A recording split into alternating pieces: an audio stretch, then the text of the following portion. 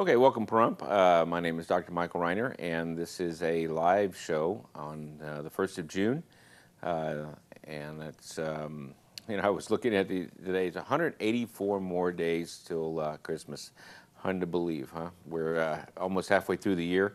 And so with that being said, it's flown by really quick. Anyway, tonight is a live show. That number should be at the bottom of your screen 727-8750 for the callers. And hopefully we do have a few callers tonight. They always tend to spark interesting conversation and questions. So I encourage you to call in with those questions. I don't usually have time to prepare a topic. Tonight I kind of quickly put together something that I hadn't really talked about, and it's called diverticuli or diverticulosis, which is a condition that most of us who are over the age of 40 will probably suffer from sometime in our lifetime. And it's one of those conditions that, if you're aware of it, could be important to understand what it is, why you get it, and how you might treat it, as well as what to look for with that condition. And I know I had some slides together, but we'll have to see if those do actually get produced. We lost the computer that we had. There was some issue with having to be able to bring it up on the screen. So my producer puts those slides. If he can get them together, we'll bring them up. But anyway, we'll talk a little bit about that. Hopefully we can go into that those issues. But as what people understand is our colon, as we age over time, our colon, obviously everybody's concerned about colon cancer and that disease, which really you still need to get a colonoscopy if you're over the age of 50, and if you're not, the other way you can do that is do the yearly immunochem tests, which are basically stool samples that you can send into the lab.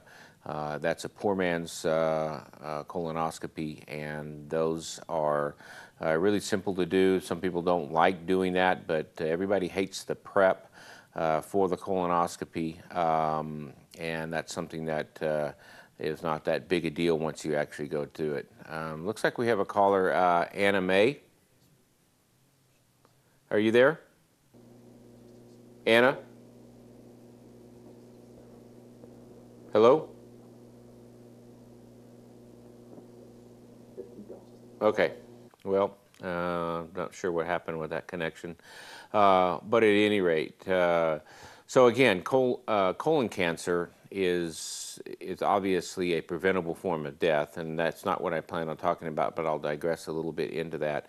And if you're not going to get your colonoscopy at the age of 50, then let's see, she's supposedly still here. Anna? Anna, you have to turn down your TV. Oh, okay. There you go.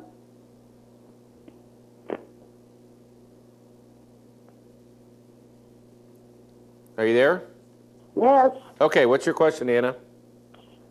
I'm wondering, doctor, if you could go a little bit into systemic lupus.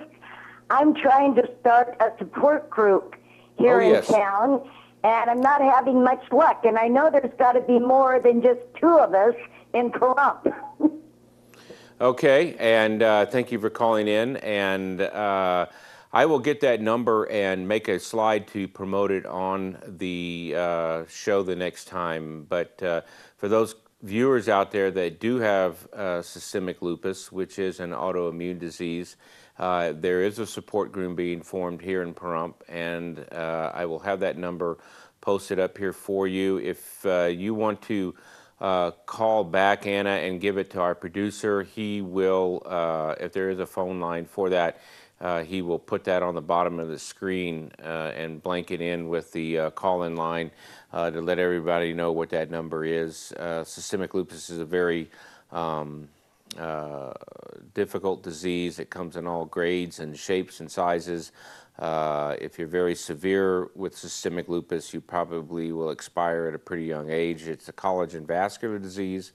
It destroys our basement membrane, and what that means is all of our connective tissue has an attachment or a collagen floor on which it sits, and lupus tends to fight, or for some reason recognizes our tissues as something foreign, and it tries to destroy that tissue through inflammatory processes, destruction, which is why lupus people sometimes have that red butterfly rash, because they are actually irritating some of the connective tissue in their face.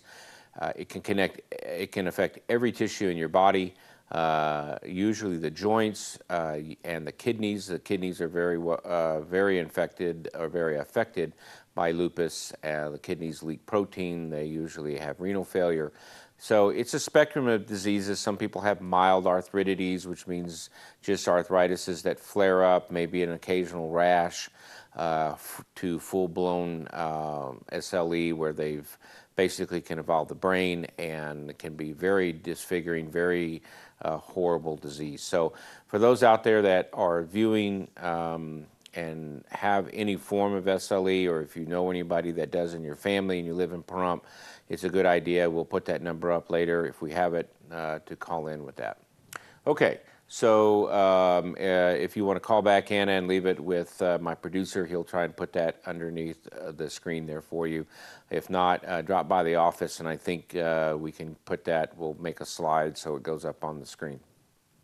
Okay, so we were talking about colon cancer again and trying getting into diverticular disease, but again, the worst, people fear the prep for colon, for the colonoscopy, and it's really not that bad.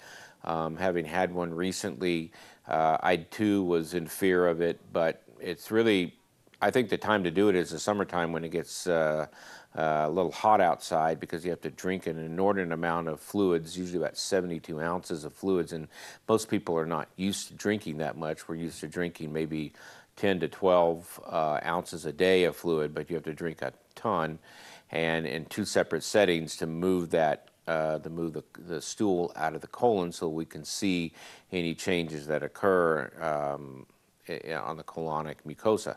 And remember, all colon cancer comes from polyps. So if you have a polyp that is developed, and as we age, we will develop polyps, and the natural history of colon cancer is a 10-year disease from, in most cases, from when you develop a polyp until when it turns cancerous. And that's why they say if you're normal, you could repeat your colonoscopy in 7 to 10 years. But once you develop a polyp, you're usually repeating it every 3 years.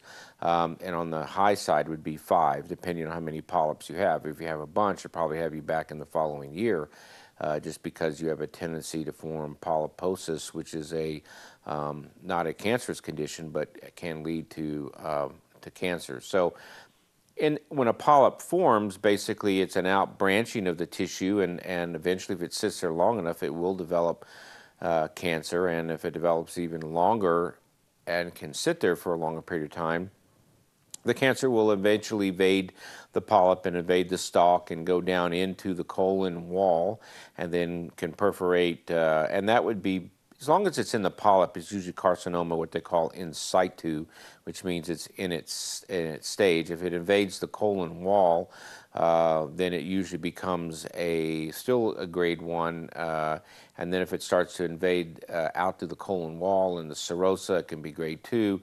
Lymph node involvement would put it as a grade 3, and if it's showing up in your liver, brain, or a lung, it would be grade 4. And that's usually not a very good condition to have. You usually will not last long with stage 4 colon cancer.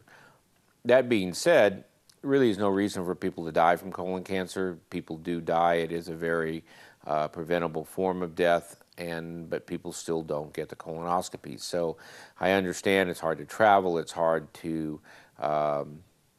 get this thing done. It's hard to get the fear, but you know, the hospital does do them now, and Dr. Sorensen, the surgeon, who is a renal transplant surgeon, does what the hospital needs him to do, and he does a lot of colonoscopies, and he's done them very well for the patients that I've had that have gone down there. So you can get it done here in Pahrump. It wasn't possible to do that several years ago. So if you worry about the trip to Vegas and that's your reason, then don't worry about that anymore. We're going to be right back with this break, and then we'll talk a little bit more about colon cancer and polyposis and diverticulitis. Thank you.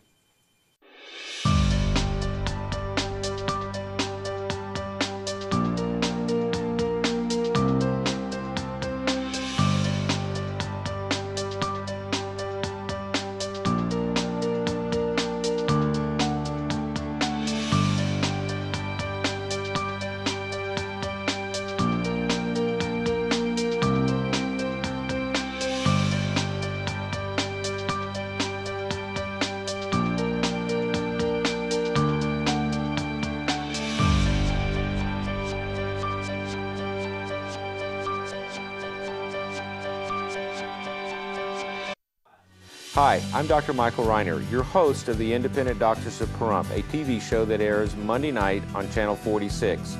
I want to remind you that I am a practicing physician in Pahrump, and I'm an independent practitioner, which means I am not bought by any insurance company or corporate medicine.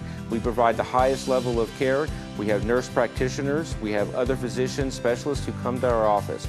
Please come visit me. I'm at 1316 East Calvada here in the heart of Pahrump. Thank you.